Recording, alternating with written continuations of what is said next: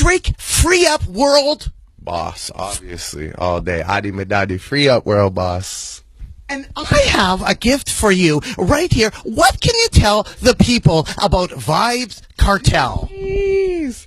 vybez Kartel is one of my biggest inspirations, one of my favorite artists. You want to talk about a guy, you know, coming out of somewhere coming out of a place that has their own thing, their own culture, and absolutely just taking over, becoming like the one person to idolize. You know, I was there. I've been to Jamaica, you know, when the Gully Gaza thing was going on. I've been there before. I was there after, and no matter what, people are always holding up vybez as an icon. So big up vybez, man. He's definitely a big inspiration to myself and Party Next Door as well. I know me and Party have had a lot of vybez conversations. So yeah, and Popcorn, obviously, you know, unfortunately, vybez is incarcerated right now, and that's